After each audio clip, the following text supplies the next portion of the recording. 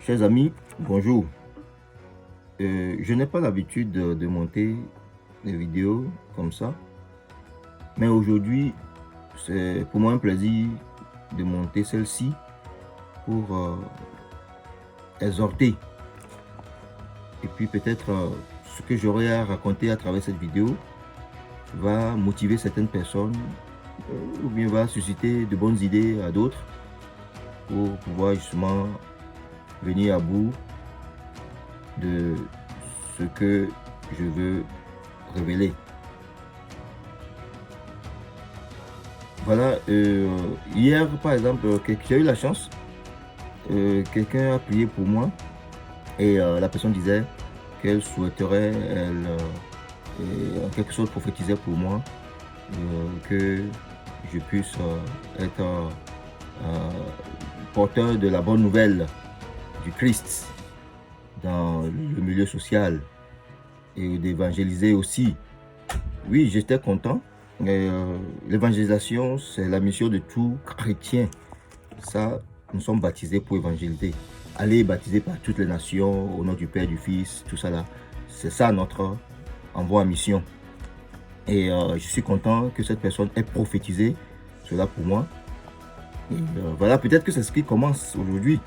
Et si j'ai été peut-être animé de ce désir de faire cette petite vidéo pour un peu partager ce que je ressens et ce que je pense par rapport aussi aux circonstances que nous sommes en train de traverser tous. Et donc je dis merci à Dieu pour cette grâce déjà. Et voilà, mais qu'est-ce que je voudrais en fait partager ici, dire. D'abord, j'ai fait une observation.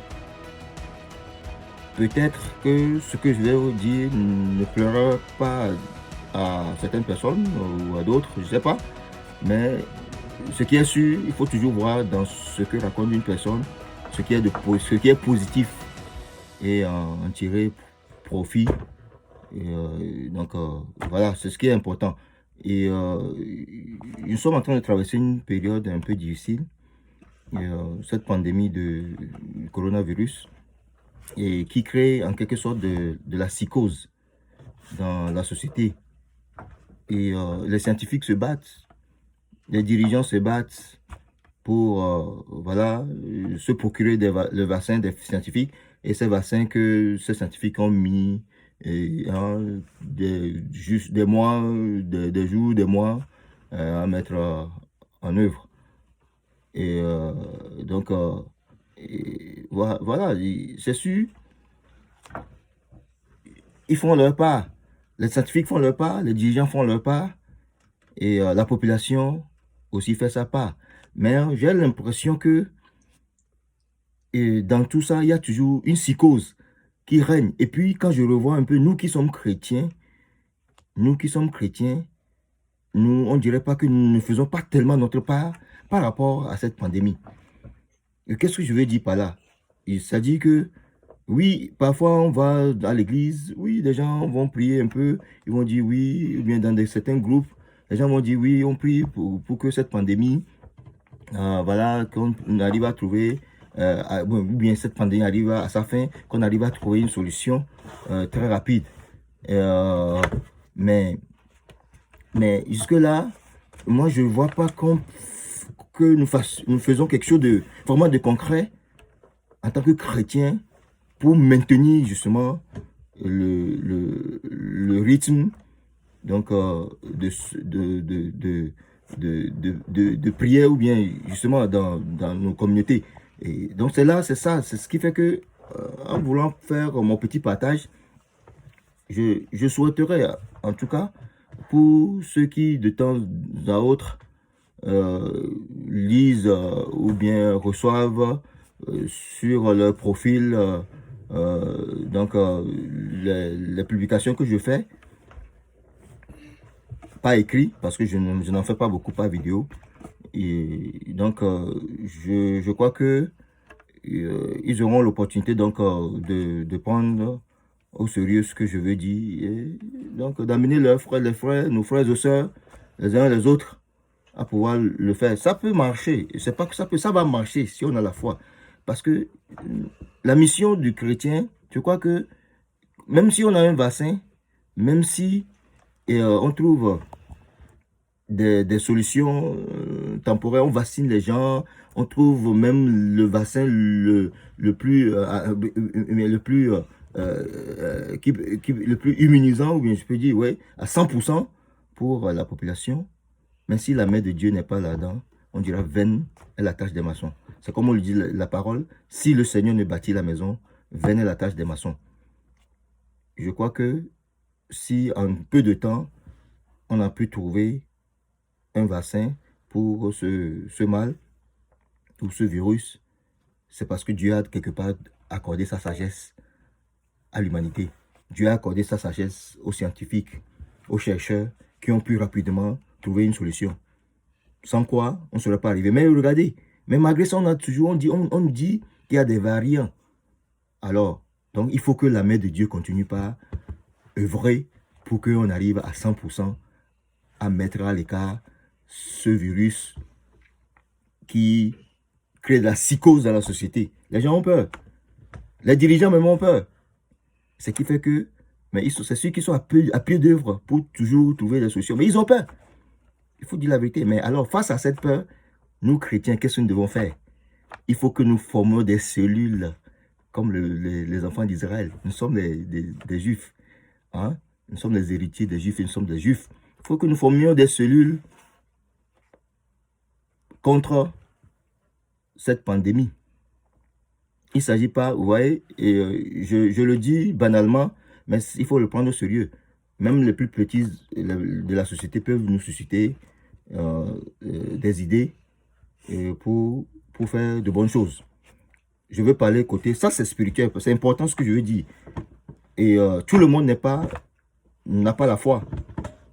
On ne dit pas ici qu'on veut amener tout le monde à avoir la foi et à se battre contre un fléau. Mais il y a une chose, c'est dû. Les chrétiens le savent, c'est pourquoi je parle de chrétiens. Ceux qui sont chrétiens, ils savent que la parole nous dit de demander, nous recevons, de chercher, nous trouverons, et frapper, l'on nous vous ouvrira. Je pense que c'est Matthieu 7, verset 7 et suite là. Alors, et les gens ont cherché, les gens ont cherché, ils ont trouvé quelque chose qui nous garantit un peu, hein, donc la tranquillité d'esprit. Mais face aux variants dont on nous parle, il y a toujours la peur. Et on le lit dans les médias, on entend dans les médias. Donc ça veut dire que les gens ont toujours peur. Oui, nous allons nous en sortir, mais le chrétien doit se mettre à genoux matin, midi, soir.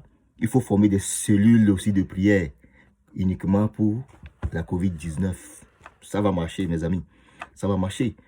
Et oui, je me souviens, et je prends un exemple, je me souviens, je ne vais pas citer le nom du pays. Il y a eu des troubles dans le pays. Et qu'est-ce qui s'est passé? On a mobilisé l'église entière. Les dirigeants qui étaient chrétiens, effectivement, dans le mouvement, ont mobilisé l'église entière parce que bon, le pays était en majorité chrétienne aussi. Et donc, on a mobilisé les églises, et plus particulièrement aussi l'église catholique.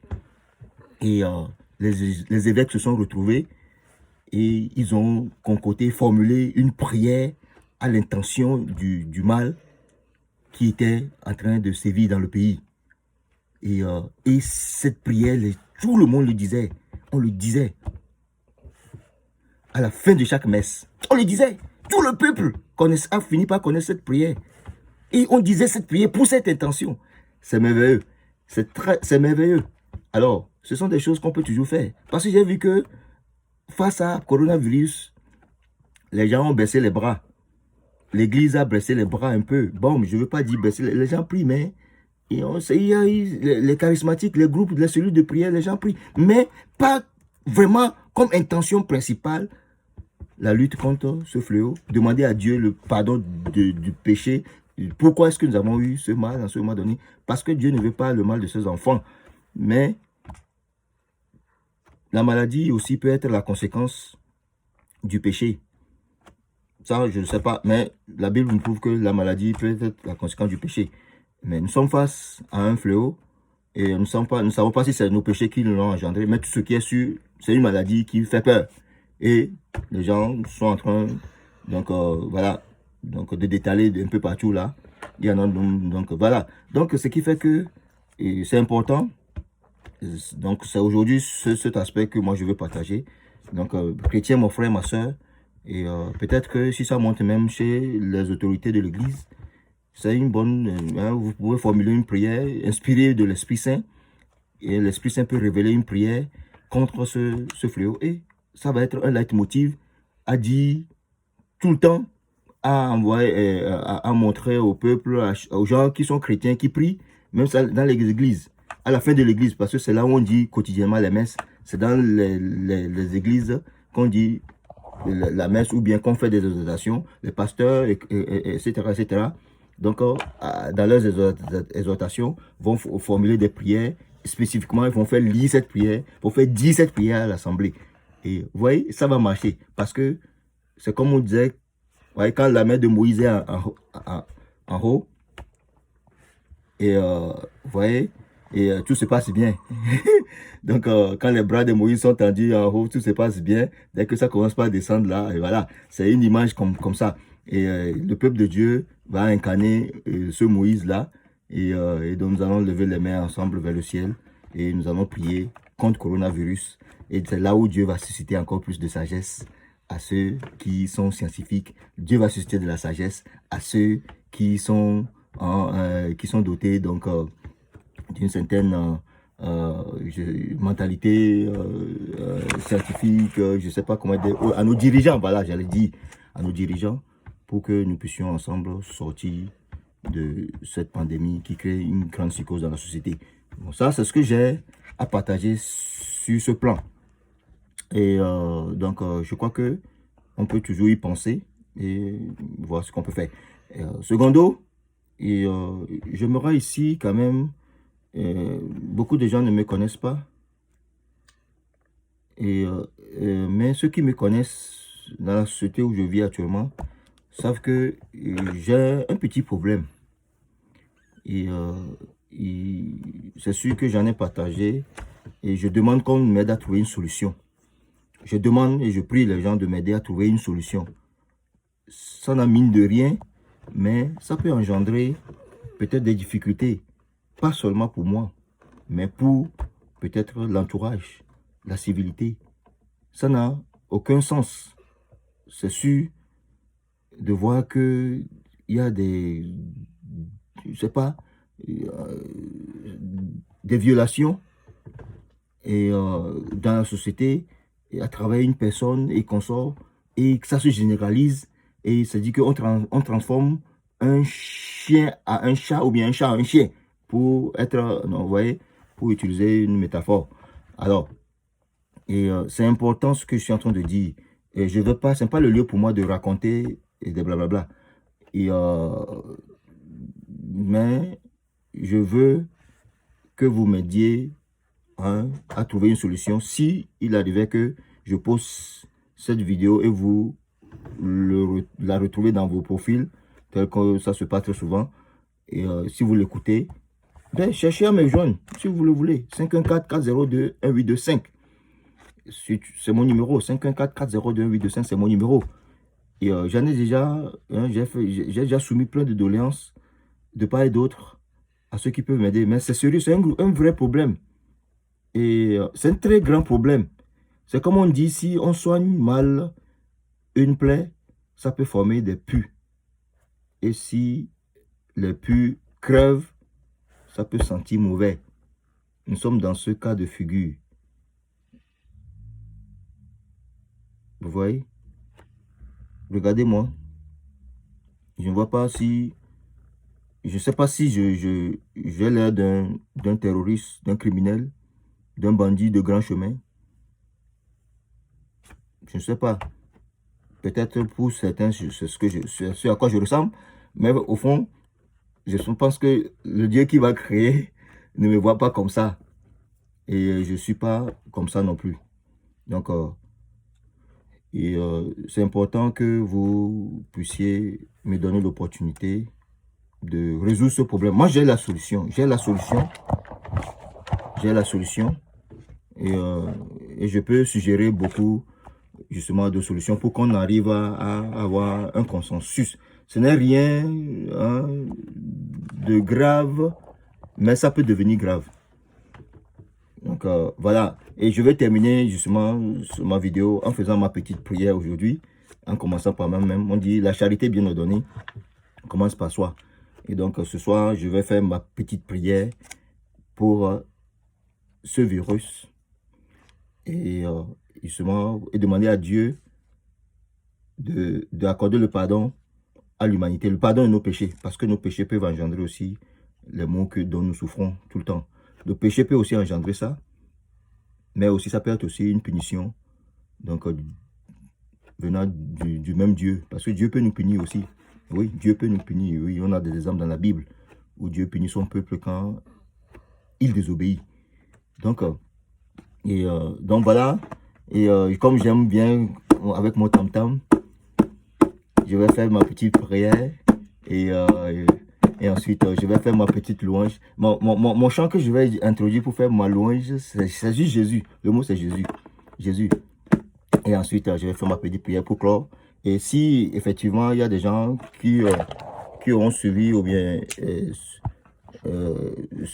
cette vidéo et s'ils veulent justement m'apporter ou bien leur tendre oreille pour justement arriver à résoudre le problème, hein, le deuxième cas que j'ai soumis. C'est sûr que je n'ai pas donné des détails, mais je le dis, et beaucoup de gens le savent déjà. Je veux une solution. Moi, vous pouvez me résoudre ce problème. Vous allez le résoudre.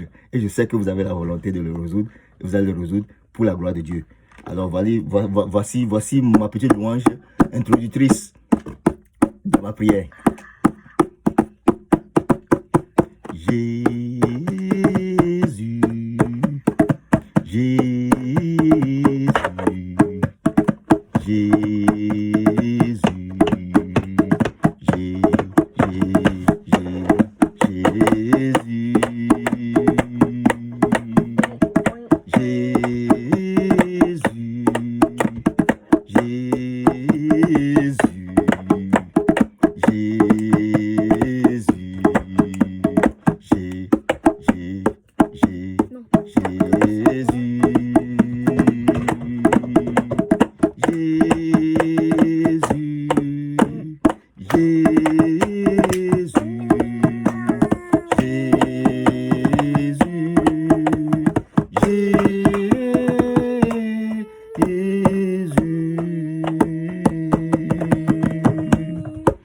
Voilà, les enfants même étaient à côté et sont en train de m'accompagner dans ça. Et c'est bien. Et Dieu entend la voix des enfants. Et il dit, laissez venir à moi les enfants, car le royaume de Dieu appartient à ceux qui les ressemblent. Que Dieu nous accorde la grâce d'avoir le cœur d'enfant, d'être des enfants, pour que quand nous élevons nos prières, qu'ils puissent montrer donc sur son cœur, dans son cœur, et qu'il puisse nous exaucer. C'est pourquoi, Seigneur, ce soir, je voulais te dire merci. Je veux te dire merci pour cette grâce que tu me fais. Tu me donnes de me présenter devant ce petit écran pour donc exhorter. Je pense que ce que j'ai raconté n'est pas inutile. Je pense que le temps que j'ai pris pour raconter ce que j'ai raconté avant d'entamer cette prière n'est pas inutile. Parce que tout provient de toi. Tout vient de toi, ô Père très bon. C'est pourquoi ce soir, je me rends au nom de ton Esprit Saint qui m'insuffle son souffle et par lequel je t'adresse cette prière. Je voulais te dire merci encore pour cette grâce que tu donnes à l'humanité tout entière et à tous ceux qui te reconnaissent comme Père. Seigneur, de demeurer toujours à ta suite. Je veux te dire merci parce que tu es un Dieu d'amour, de bonté. Et ce soir, je voudrais que tu aies pitié, tu prennes pitié le monde entier, tu prennes en pitié tout, Seigneur, ceux qui te supplient ne sont pas saints, ne sont pas dignes de te recevoir. parce que nous sommes des pécheurs. Mais ce soir, Seigneur, j'élève ma voix vers toi et en communion avec tous ceux qui, de près et de loin, sont en ce moment en train de prier, te demander, Seigneur, pardon. Pardon, Seigneur. Oui, Seigneur, aie pitié de ton peuple. Aie pitié de nous.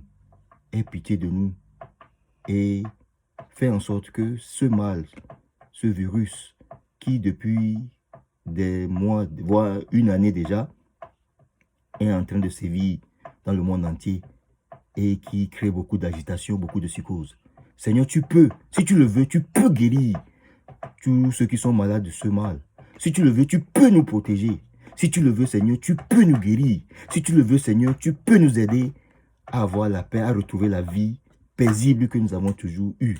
Si tu le veux, Seigneur, tu le peux. C'est pourquoi ce soir, moi, Constantin, pauvre pécheur, je ne suis pas digne de me présenter devant toi comme humain pécheur. Mais, Seigneur, parce que je sais que tu es un Dieu d'amour, je sais que tu as dit, si nous demandons, nous recevrons, que tu peux, au nom de Dieu le Père Tout-Puissant, tu peux, Seigneur, nous guérir et guérir, Seigneur, ce mal qui est en train de faire peur à tout le monde. Seigneur, je le crois fermement parce que je te l'ai demandé et je sais que, Seigneur, tu es un Dieu d'amour, de bonté. C'est pourquoi, Seigneur, ce soir, je veux te dire merci déjà pour le travail que tu commences. Oui, je ne suis pas un prophète, je ne suis pas un demain. Mais Saint Paul me disait d'aspirer à la prophétie. Mais je ne veux pas me jouer au prophète ici. Mais au contraire, ce que je veux, humblement, je veux te demander, Seigneur, que ta volonté soit faite. Oui, que par ta volonté, Seigneur, nous puissions, une solution puisse être trouvée. Et que la vie que nous avons toujours eue, menée, que nous puissions retrouver cette vie. Parce que la vie que nous menons aujourd'hui, confinée, avec des couvre-feux par-ci, qui réduisent nos activités et qui nous donnent la peur. Et Seigneur, ce n'est pas la vie que nous menons. Parce que c'est de l'esclavagisation. Tu nous as créés libres. Tu ne nous as pas créés esclaves, Seigneur. Alors si notre vie commence par être restreinte par une maladie, c'est parce que nous devenons esclaves. Alors aujourd'hui, nous te demandons de couper tous les liens de l'esclavagisation et de nous libérer afin que, Seigneur, nous puissions retrouver la vie que nous avons toujours menée. Au nom puissant de Jésus-Christ, nous avons prié. Amen. Alors, merci beaucoup. Merci pour ceux qui vont suivre cette vidéo. Merci de faire tout possible pour m'apporter votre soutien pour résoudre ce problème que je veux tellement vous soumettre. Donc, certains savent déjà de quoi il s'agit.